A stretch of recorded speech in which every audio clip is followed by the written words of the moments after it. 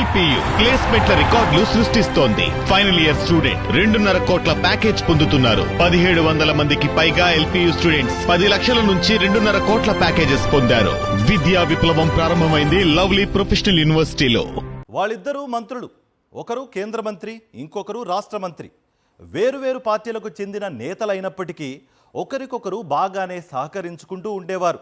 ఇద్దరి మధ్యన బయటకు చెప్పలేని అవగాహన కూడా ఉందని అంటారు. అయినప్పటికీ గత కొంతకాలంగా వీరిద్దరి మధ్యన వచ్చిన గ్యాప్ జిల్లా రాజకీయాల్లో చర్చనీయాంశంగా మారింది. ఎవరా మంత్రులు? ఇంతకు వారిద్దరి మధ్యన గ్యాప్ రావడానికి కారణాలేంటి? Watch it. ఉమ్మడి కరీంనగర్ జిల్లాలో రాజకీయాలు డిఫరెంట్ గా ఉంటాయని అంటారు. పార్టీల పరంగా ప్రత్యర్థులే తప్ప వ్యక్తిగతంగా శత్రుత్వాలేవీ ఉండవని, దాదాపు నేతలందరూ స్నేహంగానే ఉన్నామని జిల్లా నేతలు చాటుతుంటారు. వాస్తవం మాత్రం అలా ఉండడం లేదు. పైకి స్నేహం నటించే నేతలు లోలోపల ఎవరికి వారు ఆధిపత్య రాజకీయాలకు ప్రాధాన్యతనిస్తూ ఎవరి ఇగో వారిదే అన్నట్టుగా ఉంటున్నారు. దీనికి కేంద్ర మంత్రి బండి సంజయ్, రాష్ట్ర మంత్రి పొన్నం ప్రభాకర్ మధ్య జరుగుతున్న ఇగో వారే నిదర్శనమని జిల్లా రాజకీయాల్లో చర్చ నడుస్తోంది. ఈ మధ్య హుస్నాబాద్ వేదికగా రాష్ట్ర ప్రభుత్వం రైతు మహోత్సవ కార్యక్రమాన్ని నిర్వహించాలనుకున్నది. అదే రోజు చిగురుమామిడి మండలం తడగొండలో కేంద్ర నిధులతో రోడ్ల ప్రారంభోత్సవ కార్యక్రమం నిర్వహించాలని నిర్ణయించారు. ఈ 2 కార్యక్రమాల్లో కేంద్ర మంత్రి బండి సంజయ్తో పాటు రాష్ట్ర మంత్రి పొన్నం ప్రభాకర్ పాల్గొంటారని ఈ ఇద్దరు నేతల అనుచరులు ప్రచారం చేశారు.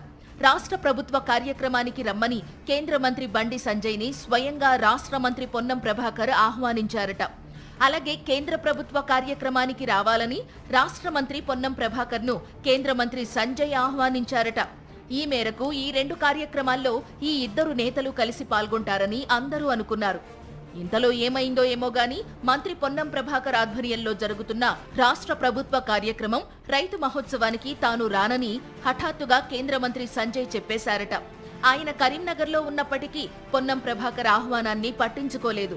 దాంతో రాష్ట్ర మంత్రి పొన్నం ప్రభాకర్ అవమానంగా ఫీలయ్యారని ఆయన అనుచరుల ద్వారా అందుతున్న సమాచారం.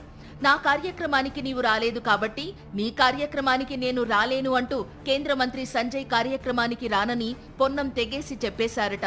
దాంతో ఆగ్రహించిన కేంద్ర మంత్రి సంజయ్ తన కార్యక్రమాన్ని వాయిదా వేసేశారని ఆయన అనుచరులు చెబుతున్నారు. రాష్ట్ర మంత్రి పొన్నం ప్రభాకర్, కేంద్ర మంత్రి సంజయ్ మధ్య అపార్థాలు రావడానికి మరొక ఉదాహరణ కూడా ఉందని వారిద్దరి అనుచరుల ద్వారా అందుతున్న సమాచారం. తిరుపతికి ప్రత్యేక రైలు సౌకర్యం రావడానికి మంత్రి పొన్నం ప్రభాకర్ చొరవే కారణమని, ఆయన విజ్ఞప్తి కారణంగానే రైల్వే శాఖ మంత్రి అశ్విన్ వైష్ణవ్ వెంటనే స్పందించి తిరుపతికి రైలు వేయించారని పొన్నం మనుషులు ప్రచారం చేశారట. దానిపై కేంద్ర మంత్రి బండి సంజయ్ ఆగ్రహంగా ఉన్నట్టు సమాచారం. తిరుపతికి ప్రత్యేక రైలు వేయించిన ఘనత ఎవరిదో మీడియా మిత్రులకు తెలుసు అంటూ బండి సంజయ్ అనుచరులు తమ నేత తరపున ప్రచారం చేయడం మొదలుపెట్టారు. ఈ ఇద్దరు నేతల వాదోపవాదాలు కొంతకాలం పాటు సోషల్ మీడియాలో చర్చనీయాంశంగా మారాయి. కరీంనగర్ పార్లమెంటు సెగ్మెంట్ కు ప్రాతినిధ్యం వహిస్తున్న బండి సంజయ్ తన నియోజకవర్గ పరిధిలోని బీఆర్ఎస్ ఎమ్మెల్యే గంగుల కమలాకర్ తో పాటు కాంగ్రెస్ ఎమ్మెల్యేలు మేడిపల్లి సత్యం, కవ్వంపల్లి సత్యనారాయణ వంటి వారందరితోనూ చెట్టాపట్టాలేసుకుని తిరుగుతుంటారు. రాష్ట్ర మంత్రి పొన్నం ప్రభాకర్ తో కూడా ఆయనకు మంచి సంబంధ బాంధవ్యాలే కొనసాగుతూ వచ్చాయి. ఈ నేపథ్యంలో హఠాత్తుగా గత కొంతకాలంగా బండి సంజయ్ కి పొన్నం ప్రభాకర్ కు మధ్య రాజకీయ మంటలు రేగడం జిల్లా రాజకీయాల్లో చర్చనీయాంశంగా మారాయి.